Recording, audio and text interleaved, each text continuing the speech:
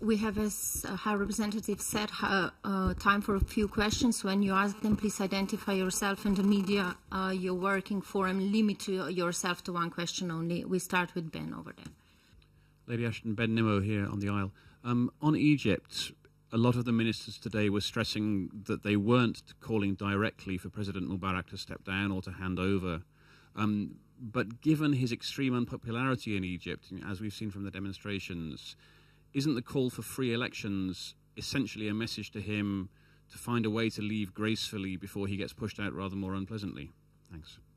Look, it's for the Egyptian people to have the right to determine their future and determine the future leadership. And what we have said is that it's absolutely critical that the government engages in open, frank, direct dialogue with the opposition parties, with civil society, to move this on and to listen to what the people say and to respond to that. It's not for us to get involved in the internal discussions, but to promote the nature of those discussions as being open and fair. Yann. Yann Olivier de l'AFP. Il y a une traduction, or should I ask in English? Il y a des élections qui sont prévues à l'automne en Égypte. Est-ce que ce n'est pas un peu trop tard? Et par ailleurs, est-ce que vous considérez M. El Baradei comme une alternative crédible? I'll reply in English if you don't mind to that. Look, again, as I've said before, it's not about the role of the EU to determine what should happen. Mr. Baradei, I know, has joined the demonstrations. He is appearing to be playing a leading role in the opposition parties. It's important that the government engages in the dialogue. And that's a message that's being sent not only from the EU but from the international community. It's very important that they are responded to. We see still thousands of people on the streets. Absolutely essential the government takes this seriously and that we don't see violence, that we see dialogue. Thank you, Anne Cahill from the Irish Examiner. I'm just wondering, what do you hope to achieve with your visit to the region, and does it include Egypt? And if President Mubarak is still in office at the time, do you intend to meet him, and if so, what would you tell him? Thank you.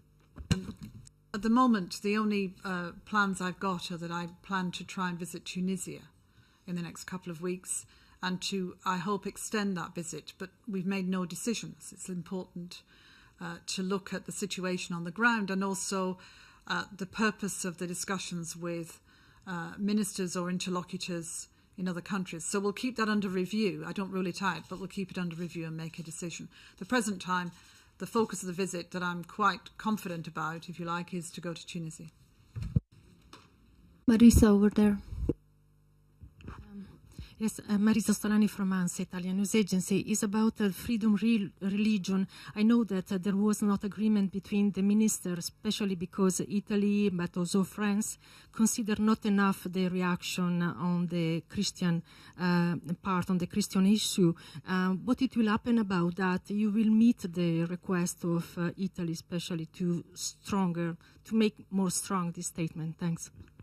We had a good discussion about a very important issue, which is that within the framework of our concern for human rights, that there are real issues of the ability of people to worship, to practice their religion as religious communities in many parts of the world. And so there is an overarching framework, which is, in a sense, the first part of the discussion that we had today, and a discussion upon which we are all very certain that we have a strong and good approach. The second issue concerns particular communities, and a number of member states are keen that we look across these communities and are offering our support to them. Different religions, different parts of the world. One particular emphasis for some member states is, of course, to recognise the importance for Christian communities. So what we agreed to do was to go back and reflect how within the overarching framework that we have of supporting religious freedom and tolerance, that we also make sure that we recognise individual communities of whatever religion who find themselves being harassed or worse.